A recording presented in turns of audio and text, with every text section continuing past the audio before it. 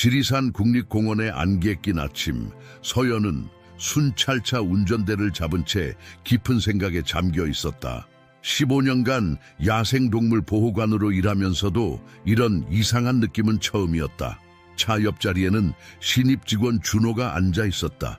그의 눈빛에는 열정과 불안이 공존했다. 선배님, 이상하지 않나요? 오늘따라 너무 조용한 것 같아요. 준호가 창밖을 바라보며 말했다. 서연은 고개를 끄덕였다. 맞아, 산이 무언가를 숨기고 있어. 습기 찬 공기가 차창을 타고 흘러 들어왔다. 몇 주 전부터 공원에서는 이상한 일들이 벌어지고 있었다. 멸종 위기종인 아무르표범의 활동 영역이 갑자기 변했고 그들의 행동 패턴도 달라졌다. 누군가가 이들을 관찰하고 있다는 증거도 발견됐다. 차가 좁은 산길을 돌아가는 순간 날카로운 소리가 숲속에서 들려왔다. 서연은 즉시 차를 세웠다. 이런 소리는 처음이었다. 마치 누군가가 아니면 무언가가 도움을 요청하는 것 같았다. 준호야, 장비 챙겨. 서연이 차에서 내리며 말했다. 두 사람은 울창한 숲속으로 발걸음을 옮겼다. 이끼 낀 바위와 쓰러진 나무들 사이로 소리의 근원지를 향해 조심스럽게 다가갔다. 습한 공기가 그들의 옷을 적셨고 발밑의 낙엽은 미끄러웠다. 갑자기 준호가 멈춰섰다. 선배님, 저기. 서연의 시선이 준호가 가리키는 곳으로 향했다. 오래된 금속 파이프가 숲속에 버려져 있었다. 하지만 그것보다 더 충격적인 것은 파이프 속에 갇혀있는 어린 아무르 표범이었다. 새끼 표범은 앞발이 파이프에 끼인 차에 두려움에 가득 찬 눈으로 그들을 바라보고 있었다. 서연은 천천히 다가갔다. 15년간의 경험이 이때를 위한 것이었다. 새끼 표범의 상태를 살피면서 주변도 면밀히 관찰했다. 파이프 주변에는 이상한 흔적들이 있었다. 누군가가 의도적으로 설치한 듯한 흔적들이었다. 준호가 주변을 수색하던 중 끊어진 추적 목걸이를 발견했다. 선배님, 이건... 서연의 눈이 날카로워졌다. 이것은 단순한 우연이 아니었다. 누군가가 이 모든 것을 계획했다. 하지만 왜? 그리고 누구를 위해? 그때 무정위에서 잡음이 들리기 시작했다. 평소에는 문제없던 통신이 방해를 받고 있었다. 서연은 본능적으로 주변을 살폈다. 숲이 평소와는 다르게 느껴졌다. 마치 누군가가 그들을 지켜보고 있는 것 같았다. 급히 장비를 꺼내려는 순간 멀리서 어미 표범의 실루엣이 보였다. 움직이지 않고 그들을 지켜보고 있었다. 서연은 깊은 숨을 들이마셨다. 이제 그들은 선택의 기로에 서 있었다. 새끼를 구하는 것, 그것은 단순한 구조, 그 이상의 의미를 가지고 있었다. 이 이야기가 마음에 드셨다면 구독과 좋아요 부탁드립니다. 어느 도시에서 시청하고 계신지 댓글로 알려주세요. 계속 이어갑니다. 비가 내리기 시작했다. 서연은 새끼 표범을 구하기 위한 시간이 얼마 남지 않았다는 것을 알았다. 준호는 어미 표범의 움직임을 주시하며 구조 장비를 준비했다. 이상해요, 선배님. 준호가 파이프를 자세히 살펴보며 말했다. 이건 우연히 버려진 게 아닌 것 같아요. 서연도 같은 생각이었다. 파이프 표면에는 이상한 표시들이 새겨져 있었고 주변에는 전문 장비의 흔적이 산사이했다. 더구나 통신장애는 계속되고 있었다. 준호야, 저기 봐. 서연이 나뭇가지 사이를 가리켰다. 위장된 감시 카메라였다. 누군가가 이곳의 모든 상황을 지켜보고 있었다는 증거였다. 갑자기 멀리서 사슴떼가 놀라 달아나는 소리가 들렸다. 어미 표범은 여전히 그 자리에 서서 그들을 주시하고 있었지만 그녀의 긴장된 자세에서 뭔가 다가오고 있다는 것을 감지할 수 있었다. 서연은 재빨리 결정을 내렸다. 준호야, 절단기 준비해. 조심스럽게 해야 해. 파이프를 자르는 동안 숲속은 이상한 긴장감으로 가득했다. 검은 곰 한 마리가 멀리서 그들을 향해 다가오고 있었고 비는 점점 더 세차게 내리고 있었다. 선배님, 뭔가 이상해요. 준호가 GPS를 확인하며 말했다. 아까부터 다른 신호가 우리를 따라오고 있어요. 서연은 잠시 작업을 멈추고 GPS 화면을 들여다보았다. 분명 누군가가 그들의 움직임을 추적하고 있었다. 하지만 지금은 새끼 표범을 구하는 것이 우선이었다. 마침내 파이프가 잘렸고 새끼 표범이 자유를 찾았다. 예상치 못하게도 작은 표범은 도망가기 전에 서연의 손바닥에 코를 살짝 대었다. 그 순간 서연의 마음속에서 무언가가 움직였다. 이것은 단순한 구조 그 이상의 의미가 있었다. 어미 표범이 천천히 다가왔다. 그녀의 행동에는 뭔가 다른 점이 있었다. 마치 더 큰 위험을 감지하고 있는 것처럼 보였다. 새끼를 입에 물고 잠시 서연을 바라본 후 그녀는 숲속으로 사라졌다. 이제 우리도 움직여야 해요. 준호가 주변을 살피며 말했다. 누군가가 우리를 지켜보고 있다는 게 확실해요. 서연은 장비를 정리하면서 발견한 것들을 머릿속으로 정리했다. 끊어진 추적 목걸이, 숨겨진 카메라, 이상한 표시가 있는 파이프, 그리고 그들을 추적하는 신호. 이 모든 것이 하나의 큰 그림을 그리고 있었다. 차로 돌아가는 길에 서연은 휴대폰을 꺼내 몇 장의 사진을 찍었다. 파이프에 새겨진 표시들, 카메라의 위치, 그리고 GPS 기록. 이것들은 앞으로 벌어질 일들의 증거가 될 것이었다. 준호야, 서연이 채 오르며 말했다. 오늘 본 것에 대해서는 아무에게도 말하지 마, 당분간은. 준호는 고개를 끄덕였다. 그도 이미 이 상황이 단순한 야생동물 구조 이상의 의미를 가지고 있다는 것을 알았다. 차가 움직이기 시작했을 때 서연의 휴대폰이 울렸다. 발신자 표시가 없는 번호였다. 서연은 잠시 망설였지만 전화를 받았다. 그리고 그 순간 그녀는 이 모든 일이 시작에 불과하다는 것을 깨달았다. 전화 너머로 들려온 목소리는 차갑고 기계적이었다. 서연 씨, 오늘 일은 잊으세요. 당신의 안전을 위해서입니다. 서연은 준호를 흘깃 보았다. 그는 긴장된 표정으로 그녀를 바라보고 있었다. 누구십니까? 서연이 물었지만 이미 통화는 끊어져 있었다. 무슨 일이에요? 준호가 조심스럽게 물었다. 서연은 깊은 숨을 내쉬었다. 준호야, 우리 오늘 일정을 조금 바꿔야겠어. 연구소에 들러야 할 것 같아. 지리산 생태연구소는 공원에서 30분 거리에 있었다. 서연의 오랜 친구이자 야생동물 전문가인 민지가 그곳에서 일하고 있었다. 만약 누군가가 이 지역의 야생동물을 연구하고 있다면 민지가 알고 있을 것이었다. 연구소에 도착했을 때 민지는 평소와 다른 모습이었다.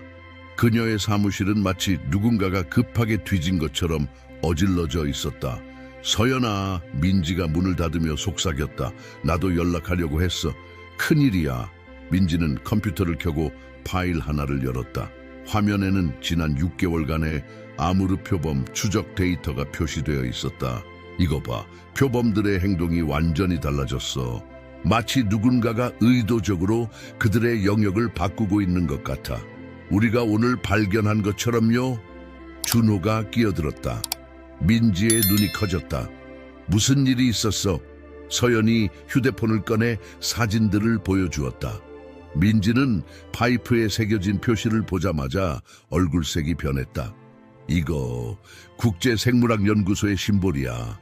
6개월 전에 그들이 우리 연구소에 협력을 제안했었어. 하지만 난 거절했지. 그들의 연구 방식이 너무 위험해 보였거든. 서연은 책상 위에 놓인 서류들을 살폈다. 혹시 그들이 뭘 연구하는지 알아? 민지는 주변을 둘러본 후 목소리를 낮췄다. 그들은 야생동물의 영역 확장과 적응력을 연구한다고 했어. 하지만 실제로는 동물들의 본능을 조종하는 실험을 하고 있다고 들었어. 준호가 놀란 표정을 지었다. 그게 가능한가요? 이론적으로는 불가능하지 않아. 민지가 설명했다. 특정 주파수나 화학물질을 이용하면 동물들의 행동을 바꿀 수 있어. 하지만 그건 너무나 위험하고 비윤리적이야. 갑자기 연구소의 비상등이 켜졌다. 누군가가 보안 시스템을 작동시킨 것이었다. 민지는 재빨리 컴퓨터를 끄고 서연의 손을 잡았다. 이것 봐. 그녀가 작은 USB를 건네며 말했다. 여기에 모든 증거가 있어. 난 며칠 동안 그들을 조사해왔어. 하지만 지금은 안전하지 않아. 서연은 USB를 주머니에 넣었다. 민지야, 너도 우리랑 같이 가자. 민지는 고개를 저었다. 난 여기 남아 있어야 해. 누군가는 연구소를 지켜야 하잖아. 서연아, 조심해. 이건 우리가 생각했던 것보다 훨씬 더 큰일이야. 서연과 준호가 연구소를 나설 때 멀리서 차량 소리가 들려왔다. 검은색 SUV 여러 대가 연구소로 향하고 있었다. 서연은 본능적으로 알았다. 시간이 얼마 남지 않았다. 서연은 준호와 함께 연구소 뒷문으로 빠져나왔다. 비가 다시 내리기 시작했고 멀리서 천둥 소리가 들렸다. 그들은 서둘러 채올랐다. 어디로 가야 할까요? 준호가 물었다. 서연은 잠시 생각에 잠겼다. 우리가 아까 표범을 발견했던 곳으로 돌아가야 해. 거기서 모든 것이 시작됐으니까. 차가 산길을 달리는 동안 서연은 민지가 준 USB를 휴대폰에 연결했다. 화면에는 수십 개의 문서와 동영상 파일이 나타났다. 이건 서연의 목소리가 떨렸다. 화면에는 국제생물학연구소의 비밀 실험 기록이 담겨 있었다. 그들은 야생동물의 본능을 조종하는 것을 넘어 그들의 영역을 인위적으로 확장하고 있었다. 그것도 전 세계적으로. 준호가 갑자기 소리쳤다. 선배님, 저기 봐요. 앞쪽 도로에 거대한 나무가 쓰러져 있었다. 우회로를 찾아야 했다. 서연은 핸들을 꺾어 비포장도로로 들어섰다. 그때 GPS 신호가 다시 나타났다. 이번에는 여러 개의 점이 그들을 향해 움직이고 있었다. 준호야, 통신 장비 켜봐. 서연이 지시했다. 무정이에서는 여전히 잡음만 들렸지만 그들의 휴대폰으로 이상한 메시지가 도착하기 시작했다. 좌표였다. 누군가가 그들을 특정 장소로 유도하고 있었다. 이해가 안 돼요. 준호가 좌표를 확인하며 말했다. 이 좌표들 모두 표범들이 발견된 장소예요. 서연은 USB의 파일들을 다시 살폈다. 거기에는 지도가 있었다. 연구소가 설치한 장비들의 위치가 표시되어 있었고 그것들은 모두 하나의 패턴을 이루고 있었다. 이제 알겠어. 서연이 중얼거렸다. 그들은 전자기장을 이용해서 동물들의 행동을 통제하고 있어. 이 장비들이 특정 주파수를 발생시켜서 갑자기 차 엔진이 멈췄다. 모든 전자장비가 작동을 멈췄다. 완벽한 침묵 속에서 숲속에서 이상한 소리가 들려왔다. 표범들의 울음소리였다. 준호야, 이제 진짜 게임이 시작된 것 같아. 서연이 차에서 내리며 말했다. 우리가 이걸 멈추지 않으면 이 생태계 전체가 파괴될 거야. 그들은 배낭에 필요한 장비를 챙기고 숲속으로 들어갔다. 비는 계속 내리고 있었고 하늘은 점점 더 어두워졌다. 서연은 민지가 준 USB의 지도를 기억하며 방향을 잡았다. 저기에요. 준호가 손전등을 비추며 말했다. 나무 위에 설치된 검은 상자가 보였다. 바로 연구소의 장비였다. 서연이 장비에 다가갔을 때 갑자기 주변의 공기가 변했다. 마치 전기가 흐르는 것 같은 느낌이 들었다. 그리고 그때 숲속에서 무언가가 그들을 향해 다가오고 있었다. 준호야, 서연이 조용히 말했다. 우리가 찾던 것을 발견한 것 같아. 어둠 속에서 여러 쌍의 눈이 빛났다. 아무르 표범들이었다. 아까 그들이 구조했던 새끼 표범과 어미도 그들 사이에 있었다. 하지만 표범들의 행동이 이상했다. 마치 통제를 받고 있는 것처럼 보였다. 선배님, 저 상자에서 신호가 나오고 있어요. 준호가 작은 탐지기를 들여다보며 말했다. 서연은 재빨리 상황을 파악했다. 장비는 나무 꼭대기에 설치되어 있었고 그들이 가진 도구로는 쉽게 접근할 수 없었다. 더구나 표범들이 그들을 둘러싸고 있었다. 준호야, 내가 저 장비에 올라가는 동안 네가 표범들의 주의를 분산시켜야 해. 서연이 조용히 말했다. 하지만 너무 위험해요. 다른 선택이 없어. 저 장비를 멈추지 않으면 이 동물들은 영원히 자유를 잃게 될 거야. 준호는 잠시 망설였지만 곧 고개를 끄덕였다. 그는 배낭에서 특수 음파 발생기를 꺼냈다. 이 장비는 원래 위험 상황에서 동물들을 쫓는 데 사용되는 것이었다. 서연이 나무를 오르기 시작했을 때 준호는 반대편으로 움직이며 음파 발생기를 작동시켰다. 표범들의 주의가 그쪽으로 쏠렸다. 나무 위로 올라가면서 서연은 민지의 연구 자료를 떠올렸다. 장비는 특정 주파수로 동물들의 뇌파를 교란시키고 있었다. 그들의 본능을 조종하고 자연스러운 행동 패턴을 방해하고 있었다. 마침내 장비에 도달했을 때 서연은 놀라운 발견을 했다. 장비에는 익숙한 로고가 있었다. 그녀가 전에 근무했던 연구소의 로고였다. 이 모든 것이 그녀의 과거와 연결되어 있었다. 서연 씨. 갑자기 들려온 목소리에 서연은 흠칫 놀랐다. 그녀의 옛 상사인 강 박사가 나무 아래 서 있었다. 그만두세요. 이건 당신이 이해할 수 있는 수준을 넘어선 일입니다. 이해하고 말고의 문제가 아니에요. 서연이 외쳤다. 이건 윤리적으로 잘못된 일이에요. 강 박사는 쓴웃음을 지었다. 윤리요? 인류의 발전 앞에서 그런 건 사치일 뿐입니다. 우리는 자연을 통제할 수 있는 힘을 가졌어요. 이제 더 이상 자연의 노예가 될 필요가 없다고요. 서연은 장비를 자세히 살폈다. 복잡한 회로와 안테나가 보였다. 그리고 그때 그녀는 깨달았다. 이 장비는 단순한 실험 도구가 아니었다. 이것은 전 세계 생태계를 통제하려는 야망의 시작이었다. 준호야, 서연이 외쳤다. 민지에게 연락해. 모든 증거를 환경부에 보내라고 해. 강 박사의 얼굴이 굳어졌다. 그러지 마세요, 서연 씨. 당신도 알잖아요. 이 연구가 얼마나 중요한지. 표범들이 천천히 나무 쪽으로 다가오기 시작했다. 서연은 결단을 내려야 했다. 그녀의 손이 장비의 주요 회로에 닿았다. 이제 선택의 순간이었다. 서연의 손가락이 회로에 닿는 순간 숲 전체가 이상한 진동으로 흔들렸다. 표범들이 순간적으로 멈췄고 그들의 눈빛이 변하기 시작했다. 멈추세요, 강 박사가 소리쳤다. 수년간의 연구가 모두 물거품이 됩니다. 하지만 서연은 이미 결심을 굳혔다. 가끔은 한 걸음 뒤로 물러서는 것이 진정한 진보일 수 있어요, 강 박사님. 그녀는 회로를 하나씩 분리하기 시작했다. 각 회로가 끊어질 때마다 표범들의 눈빛이 더욱 선명해졌다. 그들의 본능이 돌아오고 있었다. 준호가 달려왔다. 선배님, 민지 선배가 모든 자료를 환경부와 국제환경단체에 전송했대요. 다른 지역의 장비들도 발견됐다고 해요. 강 박사의 얼굴이 창백해졌다.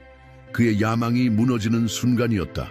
마지막 회로가 끊어지자 놀라운 일이 벌어졌다. 표범들이 천천히 뒷걸음질 치더니 숲속으로 사라지기 시작했다. 하지만 새끼 표범과 어미는 잠시 머물렀다. 그들의 눈빛에는 이제 자연스러운 야성이 돌아와 있었다. 이제 자유예요. 서연이 나무에서 내려오며 말했다. 당신들의 실험은 끝났어요, 강 박사님. 멀리서 헬리콥터 소리가 들려왔다. 환경부와 국립공원 관리단이 도착한 것이었다. 강 박사는 더 이상 저항하지 않았다. 그는 자신의 연구 노트를 서연에게 건넸다. 당신이 옳았어요, 서연 씨. 우리는 자연을 지배하려 하기보다는 이해하려 노력했어야 했어요. 다음 날 아침 서연과 준호는 민지와 함께 연구소에서 회의를 하고 있었다. 그들의 발견은 전 세계 환경 보호에 큰 영향을 미칠 것이었다. 이번 일을 계기로 야생동물보호법이 더욱 강화될 거예요. 민지가 기쁜 표정으로 말했다. 이제 더 이상 이런 비윤리적인 실험은 없을 거예요. 준호는 창밖을 바라보았다. 선배님, 저기 보세요. 언덕 위에 한 마리의 표범이 서 있었다. 바로 그들이 구조했던 새끼 표범이었다. 이제는 많이 자란 모습이었다. 그는 잠시 그들을 바라보다가 우아하게 몸을 돌려 숲속으로 사라졌다. 서연은 미소를 지었다. 자연은 언제나 그렇듯 자신만의 방식으로 균형을 찾아갈 것이다. 인간의 역할은 그저 그 신비로운 질서를 보호하고 존중하는 것뿐이었다. 자, 이제 가볼까요? 서연이 일어서며 말했다. 우리에겐 아직 해야 할 일이 많이 남아있으니까요. 지리산의 아침 안개 속에서 그들은 새로운 시작을 향해 걸어갔다. 이제 자연은 다시 한번 자유롭게 숨쉬기 시작했다. 친애하는 시청자 여러분, 서연과 준호의 감동적인 이야기가 여러분의 마음에 와닿았기를 바랍니다. 우리는 매일 이처럼 흥미진진하고 의미 있는 이야기들을 준비하고 있습니다. 더 많은 이야기를 함께 나누고 싶으시다면 구독과 좋아요 버튼을 눌러주세요. 여러분의 한 번의 클릭이 우리에게는 큰 힘이 됩니다. 댓글란에서 여러분의 생각도 함께 나눠주세요. 우리는 항상 여러분을 기다리고 있습니다. 이야기 끝.